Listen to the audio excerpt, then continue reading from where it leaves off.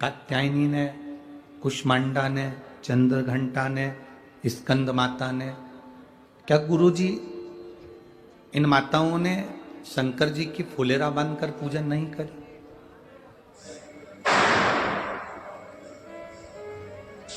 शिव जी ने पार्वती को ही फुलेरे का महत्व क्यों समझाया? एक कथा महाराष्ट्र में पहले करी थी, उसमें हमने हरतालिका तीज जो महापुराण की कथा में वर्णन किया था सभी चीजों का। और वापिस प्रसंग को तो नहीं ले रहे हैं, पर छोटा सा प्रसंग उस प्रश्न के उत्तर पर। शिवजी ने पार्वती को ही फुलेरे का महत्व क्यों समझाया?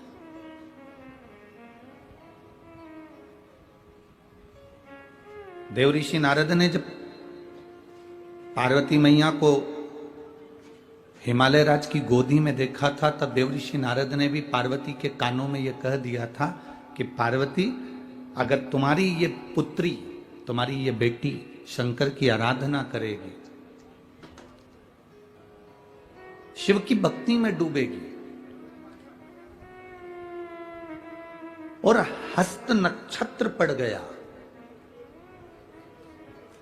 हस्त नक्षत्र की तृतीया अगर पड़ गई और वो तृतीया के दिन अगर इसके ऊपर कोई फूल का झूमर पड़ गया, तो तुम्हारी ये कन्या अभी तक सती बनकर जन्मी थी तो प्राण छूट गए थे, उमा बनकर जन्मी थी प्राण छूट गए थे, कात्यायनी बनकर जन्मी थी प्राण छूट गए थे, स्कंदा बनकर जन्मी थी प्राण छूट गए थे।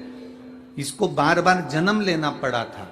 अगर एक बार इस कन्या ने उस फुलेरे के नीचे अगर पूजन कर ली और हस्त नक्षत्र और भद्रपद की तृतीया अगर पड़ गई, तो फिर ये पार्वती का कोई दूसरा जन्म नहीं होगा, ये जन्म इसका फिर आखिरी ही होगा।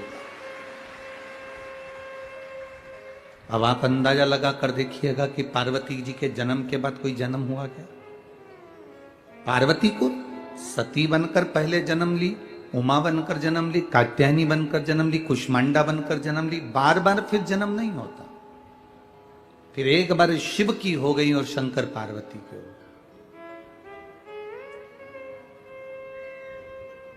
फुलेरे का दर्शन का मतलब क्या है कि आपके जिंदगी के जितने दुख हैं, आपके जीवन की जितनी तकलीफ है, आपके जीवन के जितने कष्ट हैं, आप देव अधिदेव महादेव के उस फुलेरे के दर्शन कर कर महादेव को प्रदान कर दें।